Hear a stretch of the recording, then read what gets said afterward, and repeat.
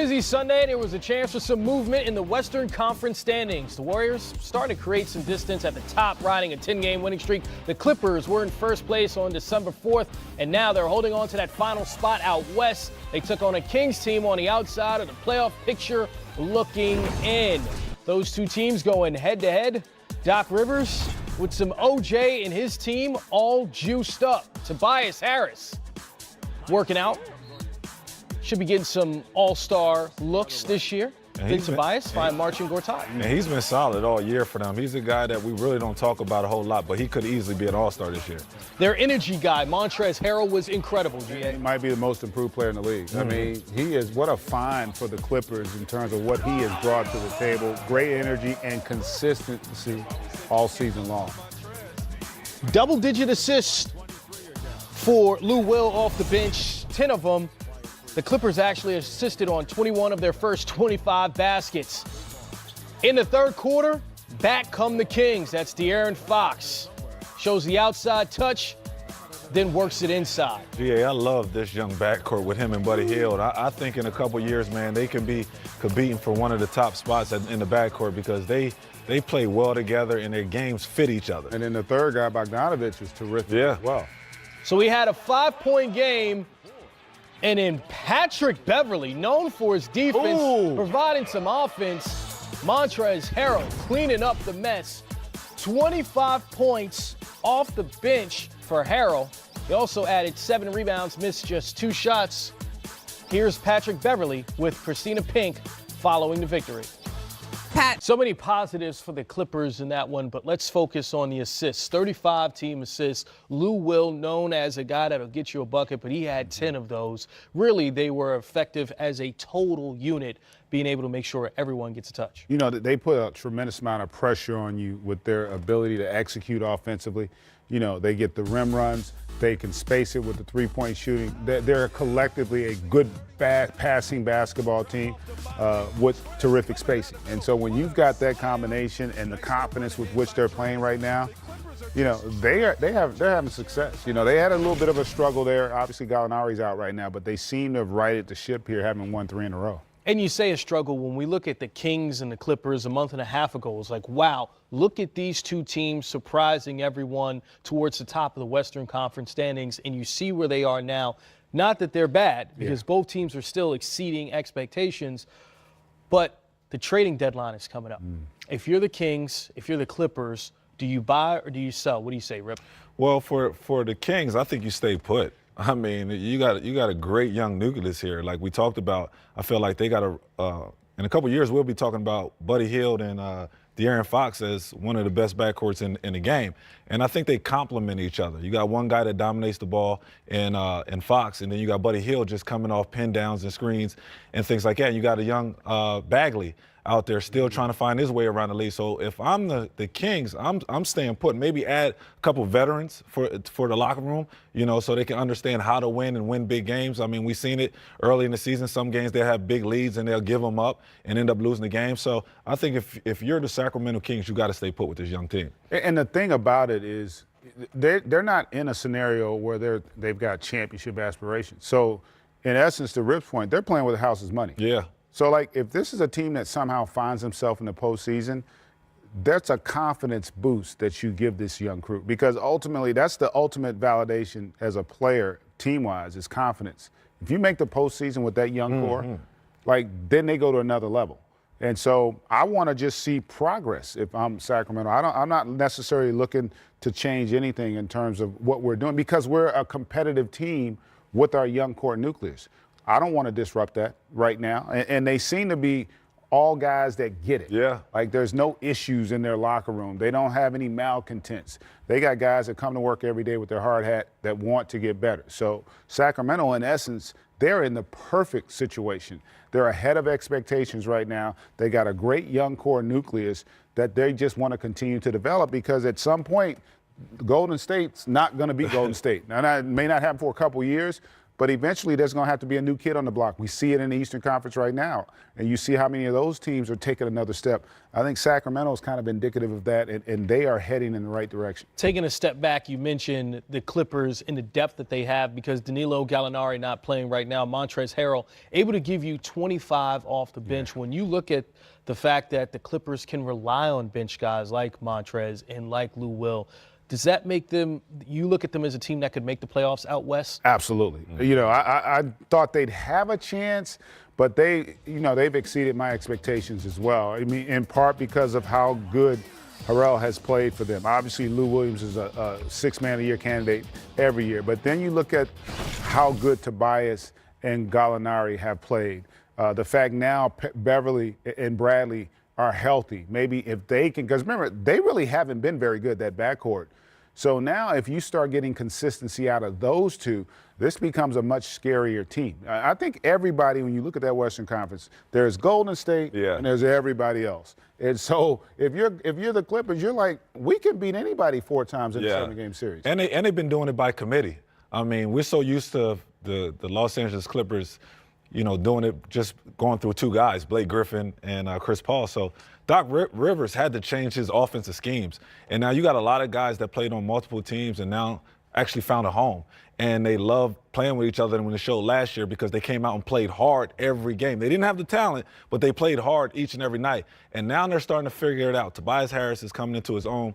Lou Williams has been doing what he's been doing his whole career. But now he's not just a scorer, he's a playmaker. He went out and had 10 assists today, and then you got Harrell just came in and just puts his energy, his athletic ability, imprint on the game, and he's been great for them also. So the Clippers and the Kings, 2 teams out west still fighting for playoff position. Out east, the Cleveland Cavaliers and the Chicago Bulls, not so much. They're not fighting. They're fighting, but not for playoffs. But you know what? No taking here. No taking here. No rip. We got a close game in the fourth quarter. No, they still marketing. They fighting for Zion. They fighting for that number 1 pick. As Matt Cain said, they fighting for Zion position. Don't tell the players that. They know it. Jetty Osman trying to make sure the Cavs get their win and get off the snide. Cleveland had lost 6 straight. Chicago, 7 consecutive home losses. 2-point game in the fourth. How about that? Big shot from Alec Burks. And that's sad too, GP, because they got a lot of young guys on the Chicago Bulls team that know how to play. Just hopefully they can get it together, get some vets. And I don't know if they're going to get a new coach, but they got to figure this out. Yeah, and really both these teams in a lot of ways are what they want to be what Sacramento is. They just haven't been able to get to that point, and it's frustrating from the top of that organization on down. So Zach LaVine with a look to try to send it to overtime. He misses, finishes the game with 17 points and 12 rebounds. So the Chicago Bulls lose their 8th consecutive home game, while the Cleveland Cavaliers, they break a 6-game losing streak and get the victory 104-101. Coming up, we'll hear from one half of the Splash Brothers. Klay Thompson tells us why his percentages are on the rise. That's next. You're watching Game Time Live. Hey. We're on. Yes, we are. Sometimes they tell us and sometimes they don't. That's why you gotta stay ready. Hey, stay ready so you don't have to get ready. I got a feeling we're gonna have some really good breaking news that we're gonna be able to talk about soon. I think so too, Brandon. I got a feeling we're gonna have a feeling. I got a feeling we're gonna be able to talk about some stuff later on tonight. No, I don't know just yet. The Warriors win at 115-111. Stephen Curry had 24 points, 7 of 15 from the field. Very interesting, Brendan. We may Very have it interesting soon, but right let's there. listen to what Steph had to say first. I could care less. Next question. What got you going in the second? Just getting in the rhythm. I mean, getting the foul trouble again. Kind of put a cog in that first quarter, and you see one go down, and it was kind of an avalanche from there.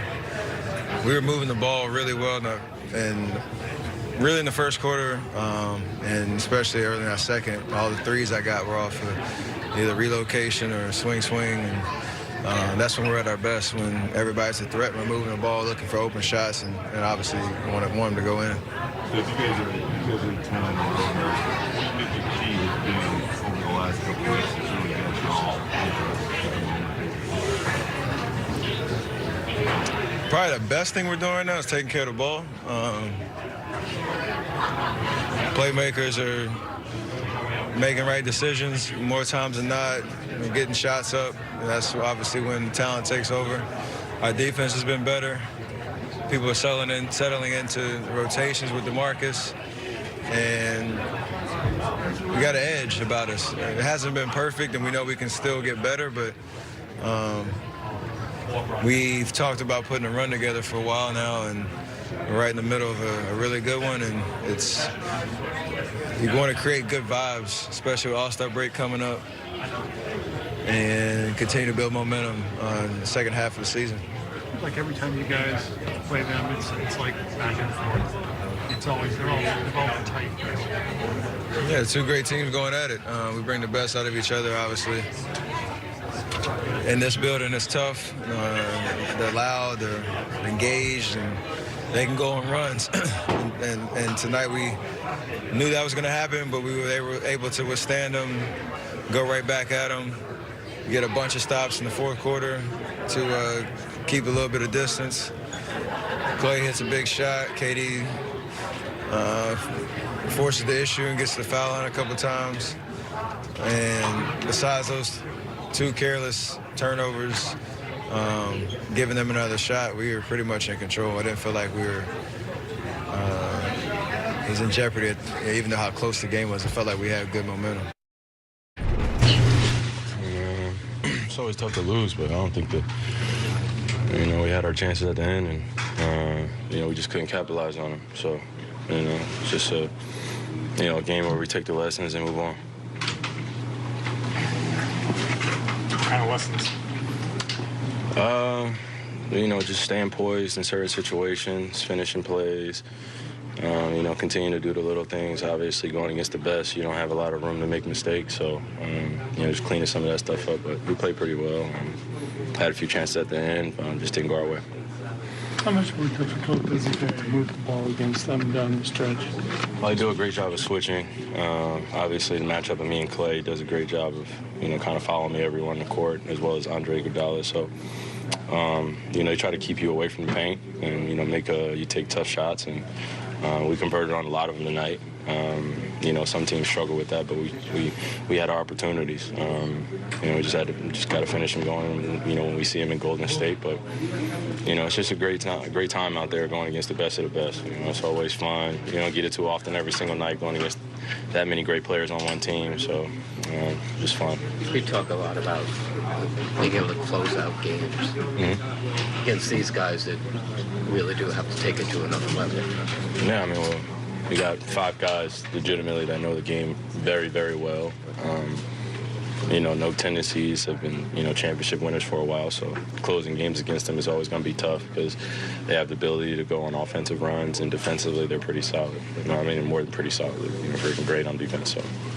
Kyrie, you were down 3 games to 1 against this team in the finals. I know it's a different team, but what's the key to beating this team on a consistent basis? You just gotta match them, blow for blow. That's really what it comes down to. A lot of greatness on that team, so you got to match greatness with greatness, and that's what you want on the biggest stage. You can going against them, playing them in the finals. Just had to go, blow for blow with them.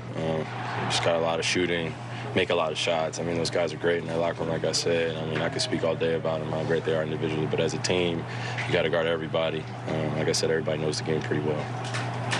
It's interesting you mentioned poise. I asked Klay Thompson about the victory. He said we just had poise down the stretch. What is poise in the final seconds, trying to close it out? Well, they had poise, but they also got pretty lucky, too. So, we had 2 pretty good looks that, either way had gone down, different game. But, they were poised where Klay hits a, big shot in transition. He gets a big stop on a defensive end. It's 21 seconds left. But KD has that turnover where we get another chance. Just didn't go our way, and then we had a chance on the offensive, on the defensive rebound. Just, Smarty slipped, and just didn't go our way. So shit happens in games, and just gotta move on. Brad's been saying all season long that the counterpunch has been a problem for this team, but today you withstood runs. Curry went on a big run, KD went on a big run. You were down 9, you still managed to come back. So is there a positive to take out of that? I mean, stuff happens in basketball.